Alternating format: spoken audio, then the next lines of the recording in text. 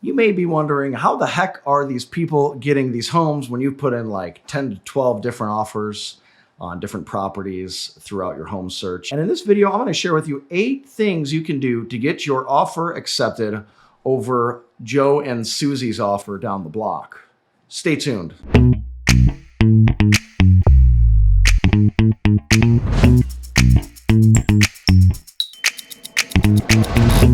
Hey, what's up? It's Ryan Meeks with the Escape to Arizona YouTube channel. If this is your first time visiting my channel, I talk about all things Arizona to make the decision to move to Arizona that much easier. And in this market that we have, this competitive market, that decision is becoming increasingly difficult, but it's happening around the country. It's not just in Arizona where you're having multiple offer situations, and it's very difficult to get into a home with this very short supply that we have and the amount of new homeowners that are coming onto the market with these low interest rates. So there's a lot more buying power now that the interest rate is around 3%. But anyways, here are 8 things you can do to get your offer accepted. Let's start with number 1, and that is offer cash. So cash is king, right? Obviously, with a cash offer, you're gonna be the strongest offer. Now, some people don't realize why, because at the end of the day, the seller is still getting the same amount of money. It doesn't matter if you offer $500,000 cash or $500,000, with $300,000 of that being a loan. So it really doesn't matter. At the end of the transaction, the seller is going to get the same amount of money. But the process with cash is a little bit more fluid and it's less risky than if you are purchasing with borrowed money, because there are a ton of things that can go wrong when you're borrowing money. If you're the buyer and you go out and purchase a car, you lose your job, you do something dumb, you get arrested, who knows? There's a multitude of things that can go wrong in between that 30 days from, going under contract to close. So obviously coming in with cash is going to be the best bet. And that's what we did when we moved down here. We luckily had some parents that were sitting on some money, and that's all they had. That was their life savings. They moved down here with us too. So they put that into a house, but they ended up purchasing our house for us cash. And then we bought the house from them, and I got to pay that fun capital improvement fee twice. So that was sort of a bummer, but a small price to pay for, actually getting into a home. So really being a cash offer for us, we made an offer on one house and got it. And I wish it was that easy for everybody. But being cash, if there's any way you can get cash, cash is king, as you know. So number 1, get some cash. Number 2, and this is probably one of the most important things down in Arizona, and I'm hearing it across the board, across the country. I do belong to a few Facebook groups with realtors from all over the country, so this is what you're hearing that they're doing, and that is waiving the appraisal. Now, I was gonna make a whole nother video about that, but I'm not gonna do it. I can just talk about it right now. So waiving an appraisal, what you're doing is you're waiving the contingency that is in the contract. Now, Arizona, the way their contracts are laid out is that they are pre-written, and one of the lines in the contract is what's called an appraisal contingency, where it says that appraisal contingency. Buyer's obligation to complete this sale is contingent upon an appraisal of the premises acceptable to lender for at least the purchase price. If the premises fail to appraise for the purchase price in any appraisal required by lender, buyer has 5 days after notice of the appraised value to cancel this contract and receive a return of the earnest money, or the appraisal contingency shall be waived, unless otherwise prohibited by federal law. If your house doesn't appraise for the purchase price, so if you bought the house, once again, I'll use a roundabout number for $500,000, and let's say it appraises at $480,000, then you have the option to cancel the contract. So that now becomes another negotiating point between the buyer and the seller. And the buyer can come up or the seller can come down. I mean, you can meet somewhere, call it $490,000. So it's another renegotiating point. And it puts the seller in a little bit of a predicament, because they thought they were going to sell their home for $500,000. And if the realtor didn't have that conversation with them ahead of time, and this happens, the seller's going to be pretty mad. So something that the seller should know is that if a buyer's not waiving the appraisal, they may be up for renegotiation. So in this market, buyers are waiving appraisals, and then if the buyer doesn't have a whole lot of extra cash, like if you're doing a $20,000 to $30,000 deposits, down payment rather, on a home, then maybe what you want to do instead of waiving the appraisal, because that's very risky, is that you can say, we'll go $10,000 above appraised value, not to exceed $500,000. So that way, if the appraisal comes out to $480,000, maybe you can go to $490,000 in that case. Buyer and seller agree to it prior on the purchase contract, and there's no issues. So either waiving the appraisal or going X amount of dollars over the appraised value, guaranteeing that. And I've won quite a few bids with just going over appraised value. So it's definitely something that you can do rather than waiving the appraisal completely, because it's risky. Number 3. Now this one is really important, and this is what's called an escalation clause. So yeah, let's say that you have a home that you really want. It's listed at, let's use $500,000 again. $500,000 is the list price.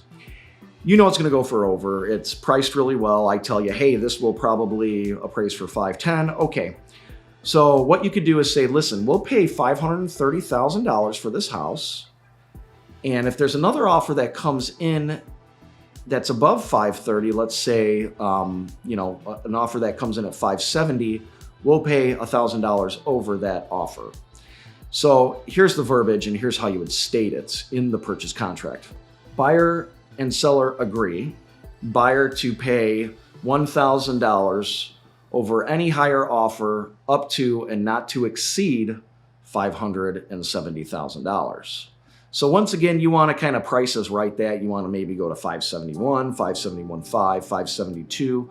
But this way, you kind of have a ceiling set for the escalation, and if somebody does come in, if you made the offer at, let's say, $530,000, so you'd say, $530,000 was the purchase price, and you're willing to go up to $570,000. So that is an escalation clause. It's not an elevation clause. It's not an elevator clause. It's not I've heard some really weird names, but hey, we kind of know what people are talking about. Escalation clause, something to put in your bag of tricks. Another thing you can offer, and I just won let's call it won a house, because that's really what's going on when you go under contract these days, is you're like winning.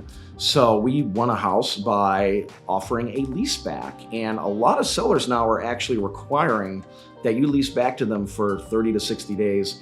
That way they don't have a contingency to sell when they go to purchase a home. So we were able to, on this one home, I had buyers that I think we had made like 8 offers, and I was sure that they were going to leave me, and not leave me, but just kind of get out of the game. But they wanted a vacation home down here. So they always kept telling me, hey, offer them the lease back.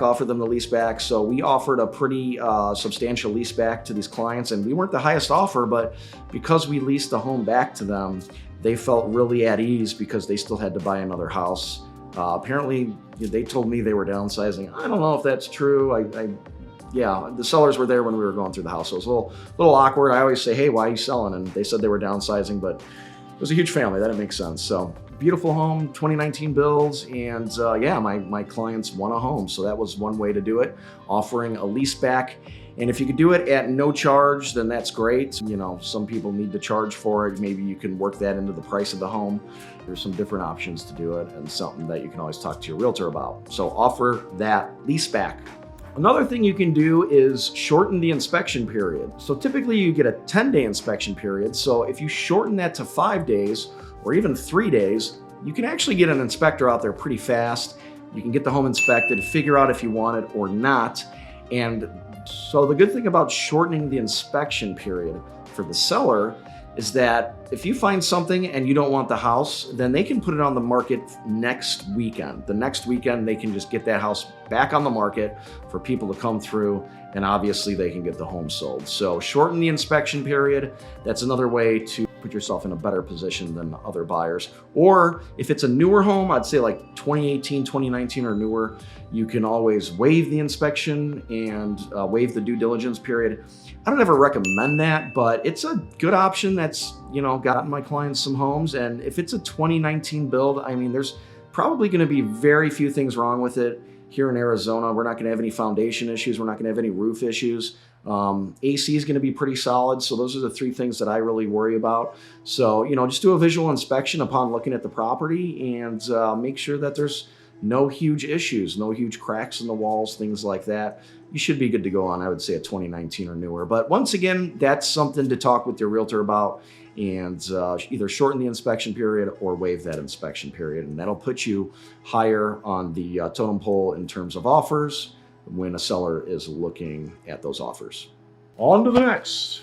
So number 6, and I forgot to number the other ones, but I'm sure you saw those pretty numbers pop up. You can ask or tell them that you will not ask for repairs.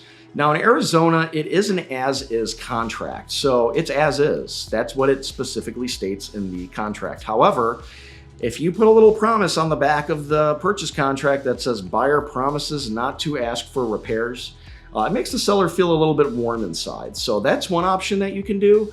And then another option would be, this goes into waiving the inspection period. Once again, you can send over what's called the BINSER, which is what the buyer is going to use to ask for repairs to the seller, which is outside of the purchase contract. So you can send that over signed and saying, hey, we're not going to ask for repairs. But I would just do it on the purchase contract. I'd have a conversation with the realtor saying, hey, we're not going to ask for any repairs. Or what you could say is buyer will not ask for any repairs under $1,000. That way, if let's say the roof is caving in or if the AC unit is dead, you're not going to ask for a little deferred maintenance style of repairs. And that's really what I think makes sellers really annoyed, is when they have to like reattach toilets to the floor and fix door handles and things like that. And it's stuff that should be fixed, but who wants to do that? They'd almost rather give a credit. So put something on the purchase contract that says like buyer will ask for repairs no less than $1,000. Oh, and I have a little story to tell with that. So we put on the purchase contract that the buyer will not ask for repairs. We went through with the inspection, and the selling agent, or the listing agent rather, was just told us, hey, if there's any repairs, we don't want you guys to pull out, because that still gives you the option.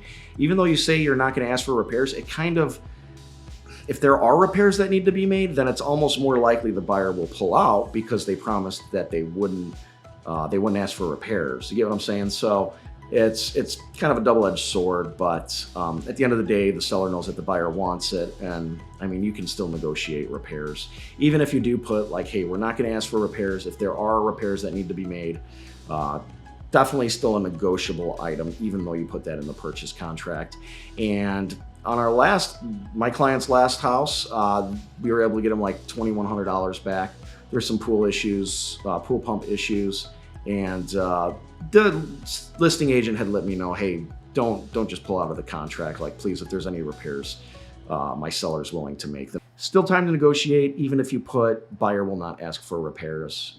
And number seven. So what you could do is have your lender call the listing agent after you submit the offer. This makes some listing agents feel all warm and fuzzy inside. I understand. I always kind of just looked at the qualifications and went off that, but it does make the listing agent feel good when the lender calls and says, hey, these are good, solid buyers. I've checked out A, B, and C.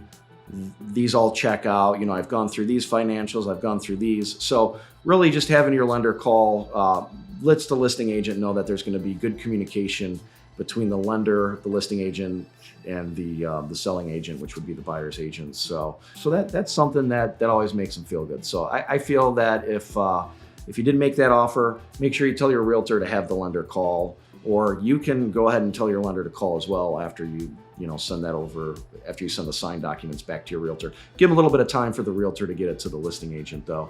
But yeah, always a good idea. Have your lender call, make them feel warm and fuzzy inside. And so that brings me to number 8, and that is something as simple as asking what the highest price is. That's right, you can actually talk to the listing agent and, as the realtor, ask them what the highest price is. Sometimes they're gonna play ball with you. Most of the time, I'd say it's like a 50-50 split. So half the time they'll tell you, half the time they won't. And it really depends on the realtor and their philosophies, I guess. But sometimes it's in the best interest that they do tell you, sometimes it is not. So as the selling agent, I'm gonna be helping the buyer, and I can ask that listing agent what the highest price is. So that is a great way to then come up above the highest price with something slightly higher and get that offer accepted. And another thing you can do in relation to that is even give a verbal offer. So a couple weeks ago, I had a cash buyer, and I was able to just tell the agent, like, hey, here's as high as we could go. And I thought it was priced low, and whoever's getting this house is, in my opinion, getting a deal. So it was priced what I thought it was low. And so I said, here's as high as we could go. Like, let me know if that works for you, please call me. So he got all his offers in and said, hey, like that would be a great offer if you guys could do it. And I submitted the offer, and unfortunately we had some other issues that didn't quite work out with the timings. So we didn't get the house, but it's definitely, our contract was basically accepted. It was just contingent upon something within the contract, which was which we weren't able to provide to them, unfortunately. So, but hey, we had an offer accepted basically just from a conversation with the realtor. So that is a great way to get your offer accepted. Make a verbal offer or tell them this is the best you can do. If you guys don't have anything better than this, give us a call. And finally, I'm going to share with you a little bonus tip. And this kind of goes in with the last tip that I had, and that is to build rapport with the realtor. So with this last case that I just talked about in number 8, I went to the open house, talked with the realtor, tried to just chat with him, and made a friend, I guess. Make a friend out of them and let them know that you're going to be working with them, and it's going to be a fun-filled 30 days. It's not going to be 30 days full of drama. It's not going to be 30 days full of you pulling their hair out or making them pull their hair out. It's going to be 30 days of just smooth sailing. And so just build that rapport with the listing agent and let them know that, you're in this to not only create a great experience for your buyers, but you're also in this to make sure that the listing agent has a great experience with their sellers. Hey, thanks for watching. For more videos on escaping to Arizona, just click that subscribe button to stay in the loop.